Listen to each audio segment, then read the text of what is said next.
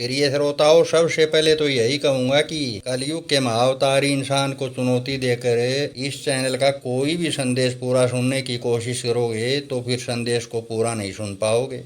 इसलिए इस चैनल का कोई भी संदेश पूरा सुनना है तो फिर अपने मन में माधव के प्रति, यानी कि मेरा दूसरा नाम माधव भी है, यानी कि माधव को बगैर चुनौती दिए माधव के संदेशों को पूरा सुनोगे तो फिर मेरे चैनलों के संदेशों को पूरा सुन पाओगे और बहुत कुछ ऐसा जानने को मिलेगा जिसकी कभी सपने में भी कल्पना नहीं की होगी। अब प्रिय श्रोताओं, मैं आज के संदेश में बताए जाने वाले विषय के मुद्दे पर आता हूँ, इसलिए अपने मन को स्थिर करके संदेश ध्यान से सुनिए और पूरा सुनिए। कुछ ऐसा असली सच जानोगे जो आपकी कल्पना से भी परे है। तो प्रिय श्रोताओं, आज के संदेश में मैं ये रहस्य पक्के ठोस प्रमाणों सहित साबित करूंगा कि देवराज इंद्र की बॉडी पर हजारों योनि तो क्या एक भी योनि नहीं उभरी थी, यानी कि हजारों योनियां उभरने वाले कोरे झूठ का पर्दाफाश भी करूंगा। और इसके साथ साथ इस रहस्य का भी पक्के ठोस प्रमाणों सहित पर्दाफाश करूंगा कि पृथ्वी लोक में इंद्रदेव की पूजा क्यों नहीं होती। और प्रिय श्रोताओं, ये रहस्य भी पक्के ठोस प्रमाणों सहित साबित करूंगा कि पृथ्वी लोक में इंद्रदेव की पूजा न होने का कारण वो नहीं है जो कि संसारी लोगों के आगे कोरा झूठ परोस करके बताया गया है। और प्रिय श्रोताओं, आज के संदेश में मैं ये रहस्य भी पक्के ठोस प्रमाणों सहित साबित करूंगा कि भग देवराज इंद्र को नहीं अपितु गौतम ऋषि को हुए थे। क्यों हुए थे, इस रहस्य के कारण भी बताऊंगा। और जब भग होने के कारण की असली वजह जानोगे तो आप सभी श्रोता भौचक के रह जाएंगे। और प्रिय श्रोताओं, इसके अलावा इस संदेश में ये रहस्य भी बताऊंगा कि आध्यात्मिक जीवन में भग आखिर होते क्या हैं और इन भगों से गौतम ऋषि ने किस प्रकार से छुटकारा पाया। तो प्रिय श्रोताओं, अभी अभी संदेश में बताए गए सारे रहस्यों का सिलसिलेवार तरीके से पर्दाफाश करूंगा, बस संदेश को पूरा आखिर तक सुनिए। तो प्रिय श्रोताओं, ये रहस्य तो मैं देवराज इंद्र, चंद्रमा, गौतम ऋषि और देवी अहिल्या पर बनाए गए पिछले दोनों वीडियोज में पहले से ही पक्के ठोस प्रमाणों सहित साबित कर चुका हूँ कि गौतम ऋषि देवराज इंद्र और चंद्रमा का रूप था। यानी कि प्रिय श्रोताओं, ये रहस्य वैसा ही सिस्टम था जैसा कि वेस्ट इंडीज के पूर्व क्रिकेटर शिवनारायण चंद्रपाल के नाम में 3 बड़े देवताओं के नाम समाये हुए हैं, यानी कि शिव प्लस नारायण प्लस चंद्रपाल, यानी कि शिव जी श्री नारायण हरि और चंद्रपाल यानी कि चंद्रदेव। प्रिय श्रोताओं, आप लोगों की जानकारी के लिए यहाँ पर केवल इतना ही बता रहा हूँ कि इंद्रदेव, चंद्रमा, धर्मराज और सूर्यदेव ये एक प्रकार के पद हैं जो कि प्रत्येक अवतारी और महाअवतारी इंसान के अंदर स्वतः ही होते हैं।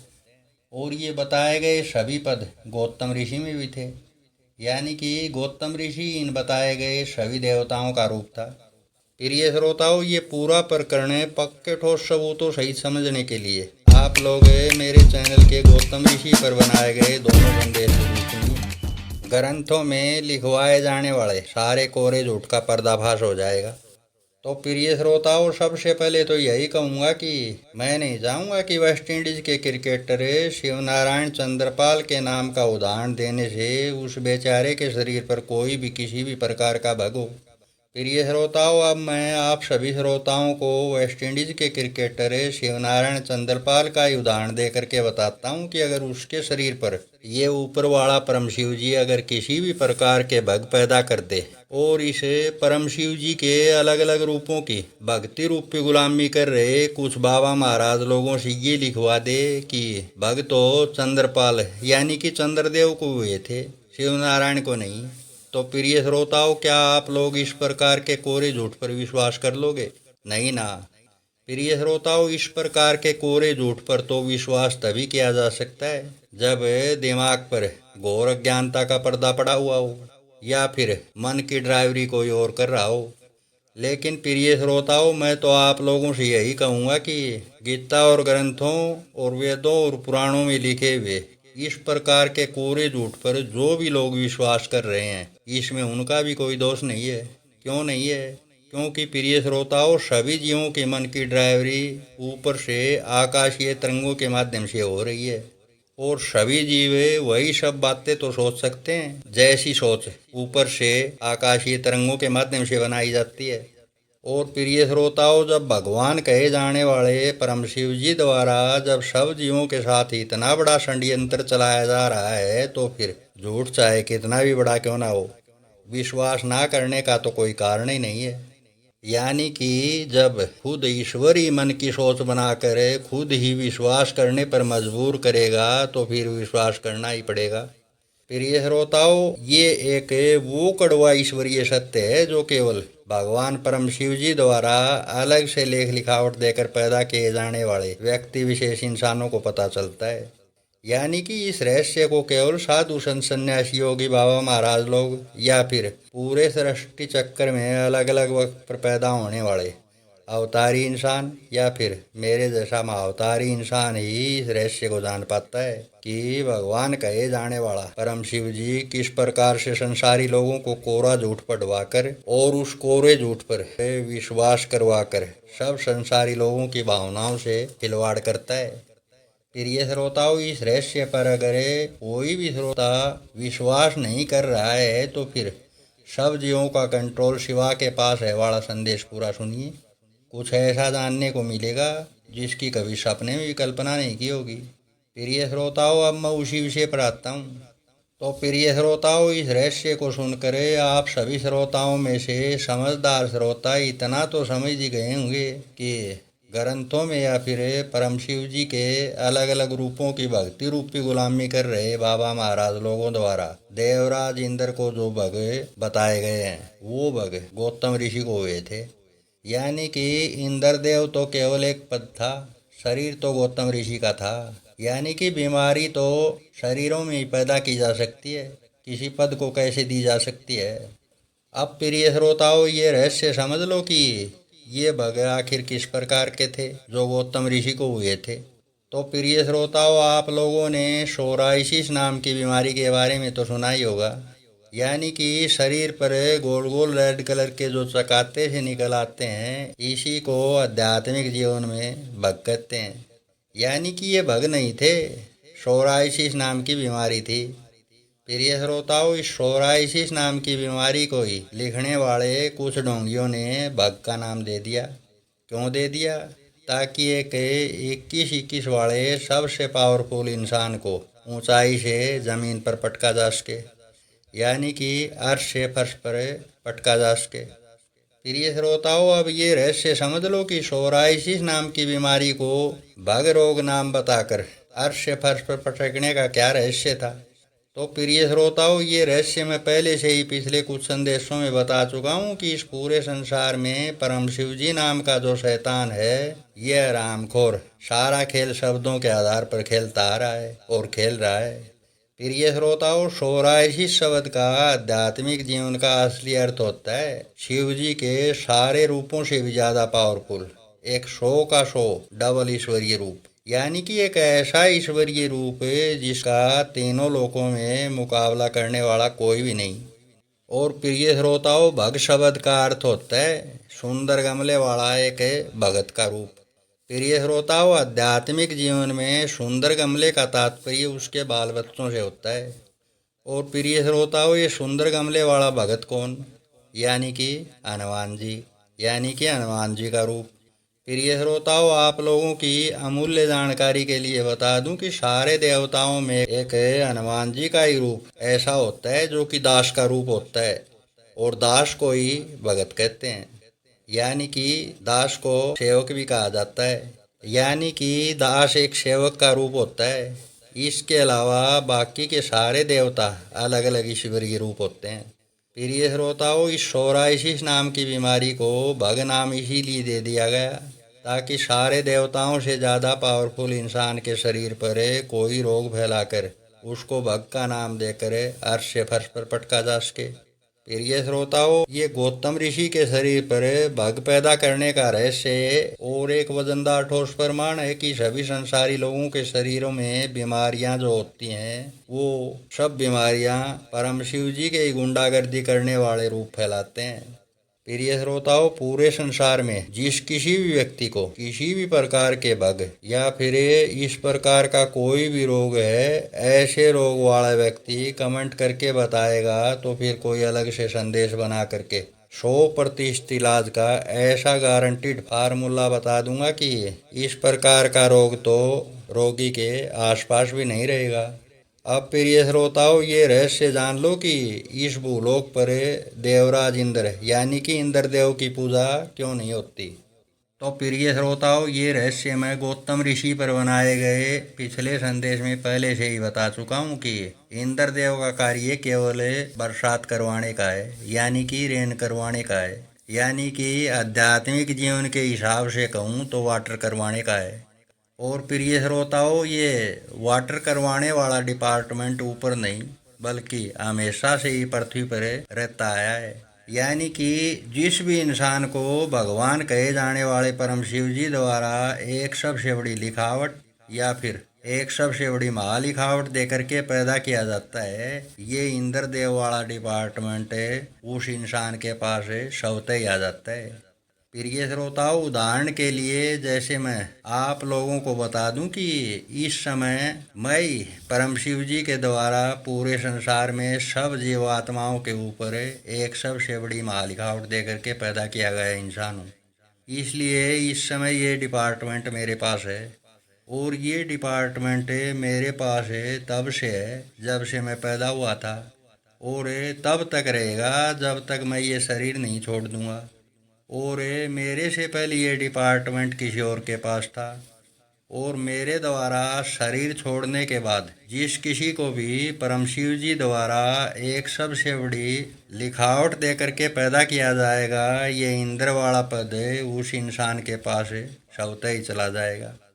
प्रिय श्रोताओं, जब तक किसी एक सबसे बड़ी लिखावट देकर पैदा किए गए इंसान को असली ईश्वरीय ज्ञान नहीं होता है, तब तक ये परम शिव जी ऐसे इंसान के मन की सोच को अलग अलग समय पर परिवर्तित करके अलग अलग वक्त पर खुद ही बारिश या फिर बरसात करवाता रहता है। और जब ऐसे बड़ी लिखावट वाले इंसान को ईश्वर का पूर्ण ज्ञान हो जाता है, तब ऐसा इंसान खुद भी बरसात करवा सकता है। लेकिन प्रिय श्रोताओं, जब कोई भी बड़ी लिखावट या फिर महालिखावट दे करके पैदा किया गया इंसान है, जब ये डिपार्टमेंट खुद अपने हाथों में लेता है, तो फिर इस आरामखोर परम शिव जी को ये सहन ही नहीं होता कि कोई इंसान उसकी मर्जी के बिना इंद्र वाले पद का इस्तेमाल क्यों कर रहा है। बस प्रिय श्रोताओं, यही वो मेन वजह है जिसकी वजह से पृथ्वी लोक पर इंद्रदेव की पूजा नहीं होती है। प्रिय श्रोताओं, आप लोगों की रहस्यमयी जानकारी के लिए बता दूं कि किसी भी एक सबसे बड़ी लिखावट या फिर महालिखावट वाले इंसान द्वारा इंद्र वाले पद का इस्तेमाल करने का मतलब है सीधे सीधे तौर पर आध्यात्मिक जीवन के बड़े खेल यानी कि 21-21 वाले आध्यात्मिक जीवन का हेडमास्टर बनना। और गौतम ऋषि भी घर पर रहकर 21-21 वाले आध्यात्मिक जीवन का हेडमास्टर बना हुआ था, और देवी अहिल्या के साथ देह बदल कर संभोग भी कर रहा था। प्रिय श्रोताओं, ये बात अलग है कि इस परम शिव जी के आरामखोर रूपों ने गौतम ऋषि को आध्यात्मिक जीवन मिलने के बाद भी देवी अहिल्या के साथ संभोग करने पर मजबूर किया हुआ था। प्रिय श्रोताओं, गौतम ऋषि नहीं चाहता था कि उसको आध्यात्मिक जीवन दिए जाने के बाद भी देवी अहिल्या के साथ देह बदल कर संभोग करने पर मजबूर किया जाए। प्रिय श्रोताओं, इस रहस्य के पीछे भगवान कहे जाने वाले आरामखोर परम शिव जी के शैतानी दिमाग का बहुत बड़ा षड्यंत्रकारी खेल काम कर रहा था। प्रिय श्रोताओं, ये क्या षड्यंत्र था, इस विषय पर अगर कोई भी श्रोता कमेंट करके कहेगा तो फिर अलग से एक संदेश बना करके बता दूंगा। तो प्रिय श्रोताओं, गौतम ऋषि आध्यात्मिक जीवन के सबसे बड़े खेल का हेडमास्टर भी बना हुआ था और देवी अहिल्या के संपर्क में भी था।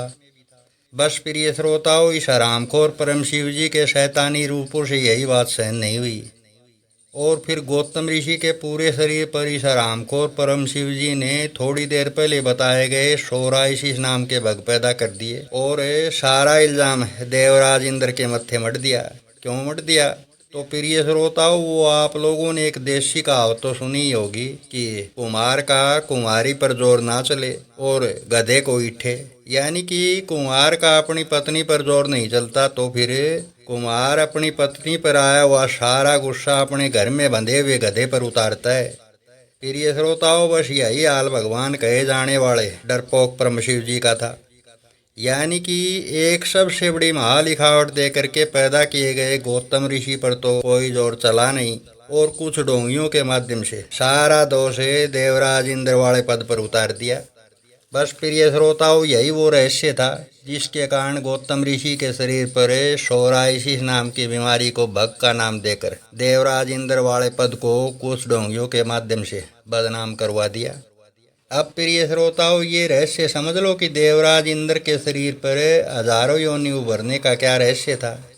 तो प्रिय श्रोताओं, ये रहस्य मैं पहले भी बता चुका हूँ कि इंद्रदेव नाम का तो केवल पद होता है जो कि अवतारी या फिर महाअवतारी इंसान या फिर एक सबसे बड़ी लिखावट दे करके पैदा किए जाने वाले इंसान के पास ये पद स्वतः ही होता है।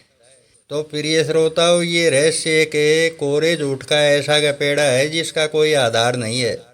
प्रिय श्रोताओं, अगर किसी भी व्यक्ति को इस रहस्य पर अगर यकीन नहीं है तो फिर मेरा यानी कि कलयुग के पूर्णगिरी माया महाअवतारी इंसान द्वारा सारे देवताओं को खुल्लम खुल्ला चैलेंज है। इस वक्त इंद्रदेव वाला पद यानी कि इंद्रदेव वाला डिपार्टमेंट इस वक्त मेरे पास है। अगर दम है तो कोई भी देवता मेरे शरीर पर 1000 योनि तो क्या 2-4 योनि उभार कर दिखा दे, मैं भी तो देखूं महाअवतारी इंसान से टकराने की ताकत किसमें है। प्रिय श्रोताओं, एक और रहस्यमयी बात बता दूं। गौतम ऋषि या फिर किसी भी अवतारी या फिर महाअवतारी इंसान के शरीर पर ये ऊपर वाले हरामखोर डरपोक परम शिव जी का शैतानी रूप भग केवल तभी निकाल सकता है जब तक ऐसे इंसान को पूर्ण ज्ञान नहीं होता है। और जब ऐसे इंसान को अपनी खुद की असल सच्चाई का जब पता चलता है ना, तो फिर उस वक्त इस परम शिव जी के खिलाफत करने वाले सारे शैतानी दुष्ट रूप अवतारी या फिर महाअवतारी या फिर गौतम ऋषि जैसे इंसान से रहम की भीख मांगते हुए नजर आते हैं। क्यों नजर आते हैं? क्योंकि प्रिय श्रोताओं, महाअवतारी इंसान जो होता है वो तो खुद ही सब देवताओं से ज़्यादा पावरफुल इंसान होता है और ऐसे इंसान को किसी भी देवता की भक्ति या फिर उपासना करने की आवश्यकता ही नहीं होती है। प्रिय श्रोताओं, कोई भी अवतारी या फिर महाअवतारी इंसान किसी भी देवता की भक्ति या फिर उपासना तभी कर सकता है जब तक उसको इस रहस्य का पता नहीं चलता कि अवतारी या फिर महाअवतारी इंसान किसी भी देवता का भक्त या फिर उपासक नहीं होता है। और प्रिय श्रोताओं, एक और रहस्यमयी बात बता दूं कि अवतार हो या फिर महाअवतार, ऐसा इंसान अमर इंसान होता है और ऐसा इंसान अपने पुत्र और पुत्री और अपनी ब्याता औरत को हमेशा के लिए अमर करवा देता है। यानी कि अपने आप सहित अपने बाल बच्चों को अमर करवा देता है। और ऐसा इंसान अगर चाहे तो अपने कुछ करीबी लोगों को या फिर पूरे संसार तक को भवसागर से पार लगवाने की सामर्थ्य रखता है। तो प्रिय श्रोताओं, ये तो थी देवराज इंद्र, गौतम ऋषि और चंद्रदेव की पूरी सच्चाई। प्रिय श्रोताओं, संदेश अब काफ़ी बड़ा बन चुका है, इसलिए संदेश के आखिर में यही कहूँगा कि जिन बुद्धिमान सज्जन श्रोताओं को संदेश में बताया गया इंद्रदेव और गौतम ऋषि का असली सच पसंद आया हो तो फिर ऐसे श्रोता इस संदेश को अपने यार दोस्तों और रिश्तेदारों को शेयर जरूर करो और इस चैनल को सब्सक्राइब करके घंटी के निशान को प्रेस कर लो ताकि ऐसे ऐसे अद्भुत ईश्वरीय रहस्यों को सबसे पहले जान सको।